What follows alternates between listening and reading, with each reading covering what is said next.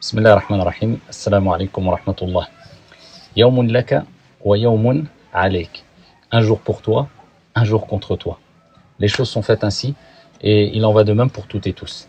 Un jour de joie, un jour de réjouissance, un jour de bonheur et un autre jour de tristesse, d'angoisse, ici où on se sent pas très bien.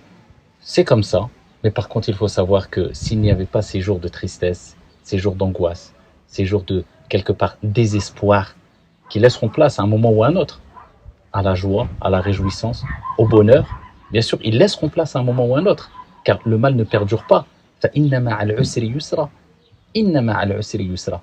Certes, accompagné de la difficulté, il y a la facilité. Et Dieu répète, accompagné de la difficulté, il y a la facilité. S'il n'y avait pas ces jours de tristesse, d'angoisse, eh bien, qui laissent place à un moment ou à un autre jour de joie, eh bien, on ne donnerait pas autant de valeur, on n'apprécierait pas autant ces jours de joie et de félicité. Pourquoi ? Parce que si on vivait que la joie, que le bonheur, tous les jours, eh bien, on banaliserait peut-être ce bonheur, cette réjouissance, ce sentiment de bien-être. On lui donnerait plus d'importance. Mais lorsqu'on passe par des tempêtes, et ensuite ces tempêtes se dissipent de par la clémence et la miséricorde du Très-Haut, eh bien on apprécie encore plus cette joie, ce bonheur, cette délivrance. Ainsi va la vie, yawmun laka wa yawmun alayk, un jour pour toi et un jour contre toi.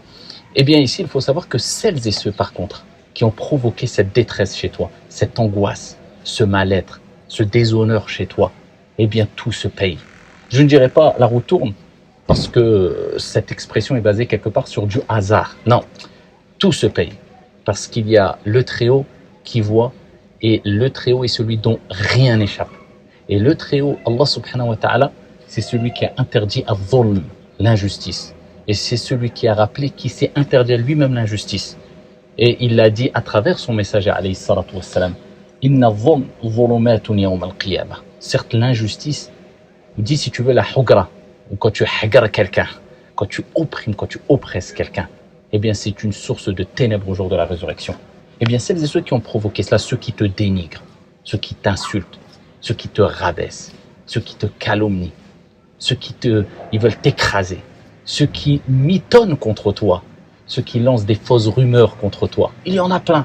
Autour de nous, il y en a plein. Et on demande à Allah subhanahu wa ta'ala de nous préserver de faire partie de ces gens-là, de ces gens mauvais. Eh bien, sache que tout, mais vraiment tout se paye. Et sache une chose, que lorsqu'il t'arrive un mal, eh bien, celui qui est en face de toi, qui te fait le mal, qui t'opprime, quelque part, eh bien, il est touché aussi par un mal. C'est déjà, ici, le premier début, ou le début, ici, de la réponse à son mal. Il commence déjà à payer. Dieu dit dans le Coran, et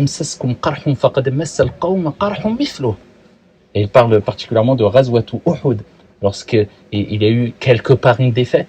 Eh bien ici, quand ils ont voulu les opprimer, les agresser, eh bien quand ils se sont défendus les musulmans, eh bien quand ils ont eu des pertes, quand ils ont eu très mal, eh bien le Très-Haut rappelle que vous avez eu mal, mais eux aussi, lorsqu'ils vous font mal, eux aussi ont mal. Pour nous rappeler de manière générale, c'est une règle générale, quand quelqu'un te fait une injustice, quand quelqu'un te provoque injustement, quand quelqu'un te rabaisse, quand quelqu'un veut te faire mal, ça va te faire mal, c'est naturel. Mais sache que lui déjà aura mal aussi. Lui aussi, il payera, il commencera déjà à payer cette injustice. Mais toi, qu'est-ce qui t'est demandé ? C'est de savoir que la roue tourne quelque part. On se comprend quand je dis ça. Je préfère utiliser l'expression « tout se paye ». Mais toi, qu'est-ce qui t'est demandé ? As-sabr wal-ihtisab fi sabilillah. C'est de patienter, d'espérer la récompense divine. Pas patienter parce que tu es faible, parce que « man tawada'a lillah rafa'ah ». Le prophète alayhi salatu wassalam, il nous dit, celui qui agit avec retenue, modestie, qui se rabaisse pour Dieu, Allah subhanahu wa ta'ala l'élève. Et c'est pour cela que le prophète sallallahu alayhi wa sallam nous dit, il n'y a pas une personne qui patiente face à une injustice. Comme je dis précédemment, on veut t'écraser, on ment sur toi, on salit ton honneur, on salit ton image, on rit de toi. Laisse-les. Rira bien qu'il rira le dernier. Il rit aujourd'hui, demain ils pleureront, toi tu riras. N'oublie jamais ça. Peu importe qui est en face de toi, peu importe. Toi, il t'est demandé d'agir avec sagesse retenue. C'est pas de te laisser écraser, mais d'éviter de répondre au mal par le mal, en évitant le mal d'autrui intelligemment. Répondre au mal par le mal, ce n'est pas de se laisser écraser, de se faire écraser.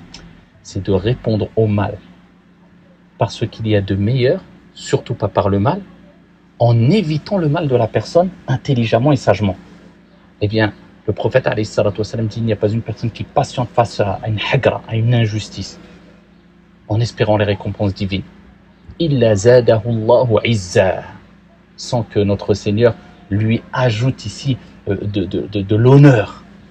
Il va avoir de la valeur encore plus auprès de Dieu et auprès des gens. Et regardez ce récit prophétique authentique où un jour Abu Bakr, le grand compagnon radiyallahu anhu arda, était en compagnie du prophète Mohammed alayhi salatu wassalam. Une personne le dénigrait et l'insultait.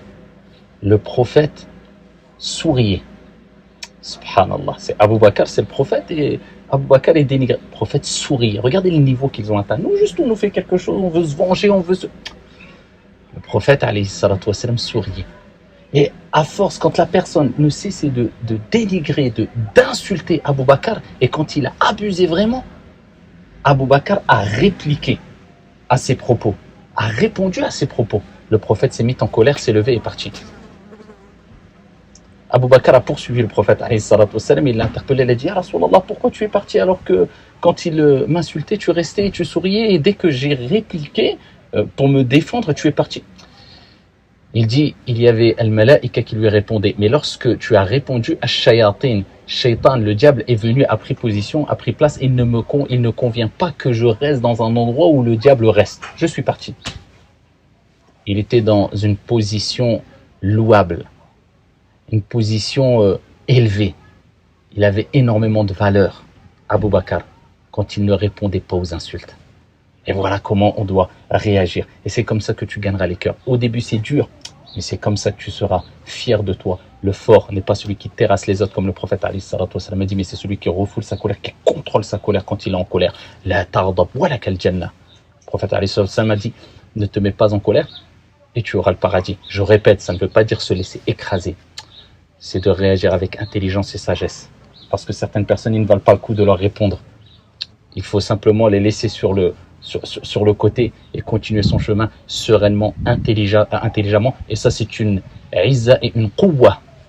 Et ça, c'est avoir quelque part une fierté louable et avoir de la force. Parce qu'il faut être fort pour réagir comme ça. Et ça, c'était simplement pour vous rappeler que, je répète encore, je ne dirai pas la roue tourne, mais tout se paye. Toi, il t'est demandé de répondre au mal parce qu'il y a de meilleur, intelligemment. Et surtout, si tu fais partie des personnes qui oppriment les gens, qui veulent écraser les gens, méfie-toi. Dieu déteste, il déteste l'injustice. Sois toujours du côté des opprimés et pas du côté de ceux qui oppriment. Wassalamu alaikum.